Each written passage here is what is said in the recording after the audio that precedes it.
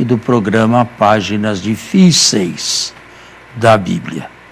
Nós iniciamos o programa deste domingo agradecendo a presença e a companhia, ainda que do outro lado destas câmeras de televisão, por parte de todos os que nos veem.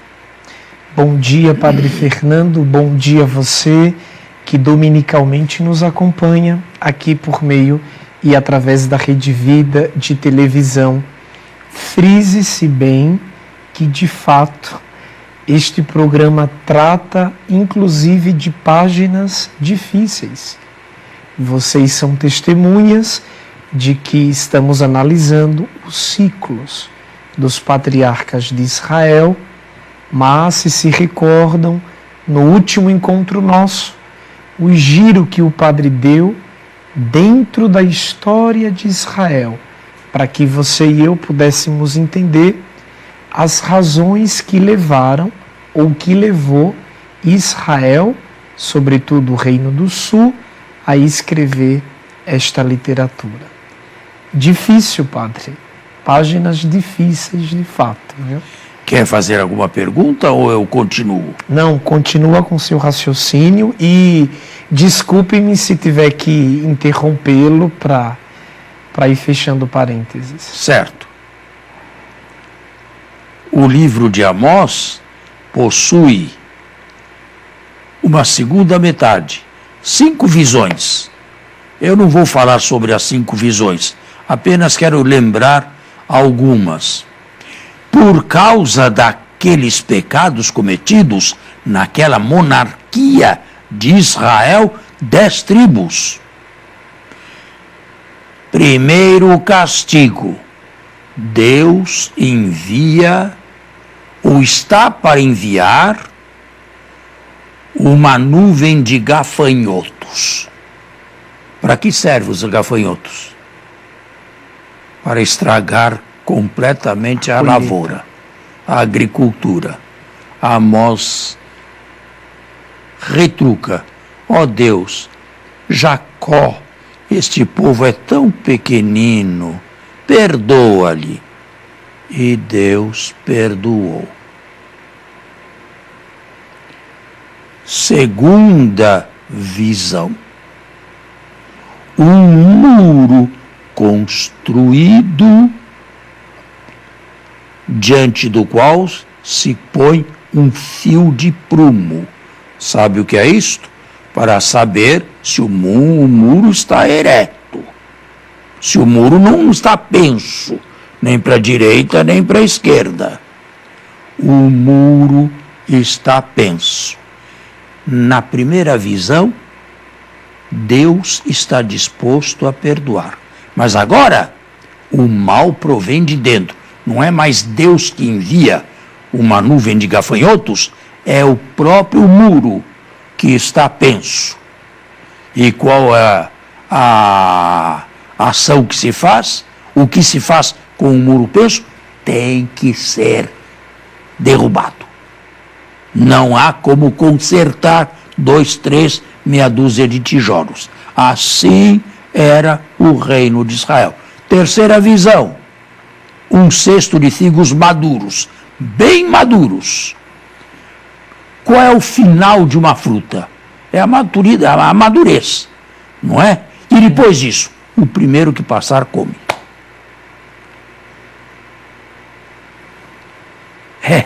O primeiro que passar, a Síria. Vem ainda uma outra visão, um terremoto. E é o que vai acontecer, eu me antecipei, em 722. Foram um número considerável de israelitas deportados para a Assíria. E Israel foi varrido do mapa. Nunca mais passou a existir, até os dias de hoje. 10 tribos de 12. Padre, Amós foi o último dos profetas da era pré-exílica Ou não dá para... No Reino do Norte, ele foi mais ou menos contemporâneo de Oséias. Ah, sim. Acabaram. De 12 tribos, o reino inteirinho de 10 desabou. Como um muro que desaba. Mas atenção, nem todos os membros destas 10 tribos que compunham o Reino do Norte foram levados para a Síria, se supõe. Ficaram os pobres. Amhaaretz. Quem que é pobre? Fazer o que com um pobre? E estes, qual o destino deles? Ficaram lá cultivando as terras, que agora deixaram de ser reino de Israel e passaram a ser província assíria.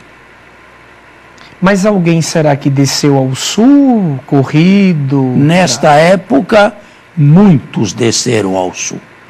E Jerusalém, nos tempos do rei Ezequias, se inchou de nortistas e sulistas, nortistas refugiados. Concomitante a esse terremoto que passou no Reino do Norte, o Reino do Sul tinha como rei Ezequias na época? Um deles, um da lista, Ezequias. Foi com Ezequias que encheu e se deu aquilo que eu chamo pan-israelismo. Todos juntos. Foi a partir daí que nasceram tradições de duas monarquias juntas. Quando nós estávamos juntos sob Davi, tudo ia bem. Ah, mas não queira me dizer que também a época de ouro de Davi, de Salomão, não. foi reconstruída. Não. A época de ouro, totalmente reconstruída, porque era um reino muito pequeno e muito insignificante. Davi existiu, mas não, e Salomão também, mas não esse que nos conta aqui. A grandeza vai além de toda a imaginação. O templo de Salomão. Então aquela construção incalculável de Salomão, os feitos inimagináveis do pequeno grande Davi, isso tudo foi um acréscimo posterior que foi retroprojetado na história? Propaganda. Propaganda do povo judeu, que começaram a elevar personagens históricos. Porém, não cheguei lá ainda.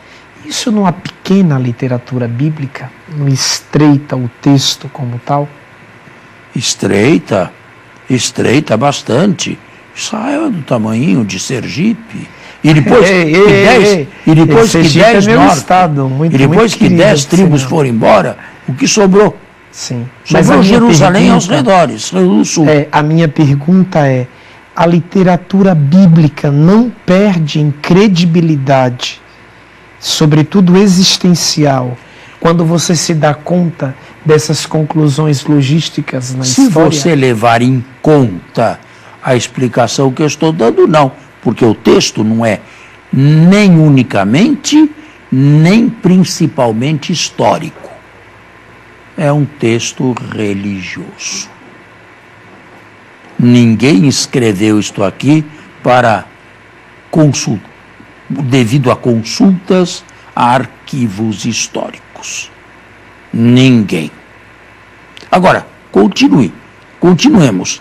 Ficou em vida ainda quem? Judá. Que teve como primeiro rei Davi. Não ponho em dúvida, não. Só ponho em dúvida a grandeza, né? Que dominava desde Damasco até o Egito. Não.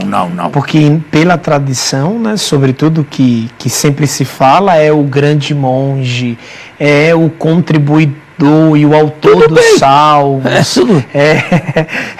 Tudo isto é uma elevação, uma exaltação, digamos, religiosa.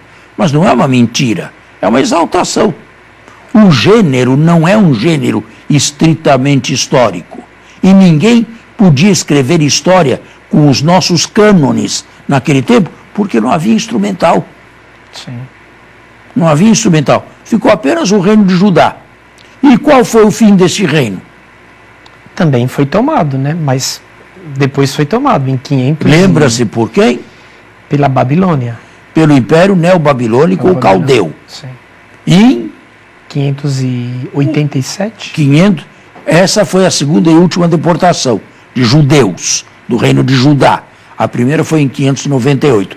Também a mesma coisa. E profetas do quilate de Jeremias chegavam a duvidar que houvesse um homem justo em Jerusalém, andando pelas ruas da cidade. Isso já no sul. No sul. Deveria ser tomado também. Jeremias faz parte da primeira tomada ou da segunda? Jeremias, antes da primeira tomada, Já. era um profeta de consolação dos israelitas que ficaram no Reino do Norte.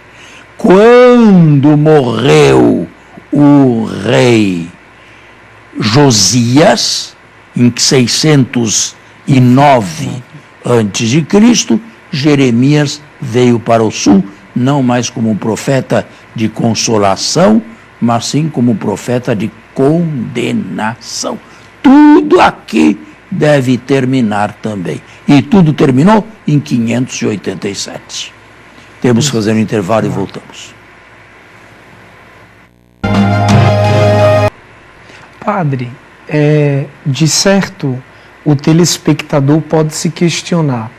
Se não nos falha a memória, no primeiro programa, o senhor nos falou que, com muita probabilidade, tudo que foi testamentado sobre o período histórico de Israel nos foi herdado do sul, enquanto que o norte se destacou nas grandes construções e foi destruído depois.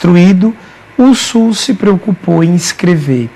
Mas escrever naquela época também não supunha gasto, investimento? Mas no século VII, o século VIII a.C., já havia a escritura em Israel.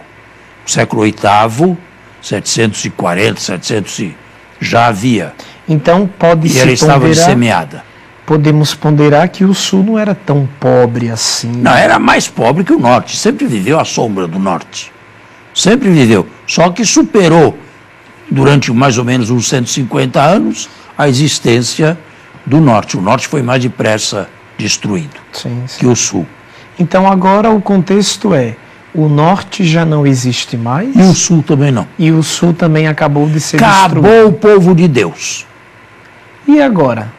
É nesse contexto histórico que se fala do resto fidedigno de Sião ou não? Não. Do resto que sobrou de Sião? Entraram os que foram para o exílio, hein? Porque muitos morreram, outros foram vendidos como escravos. Judeus, estou falando do reino de Judá, em 587. E outros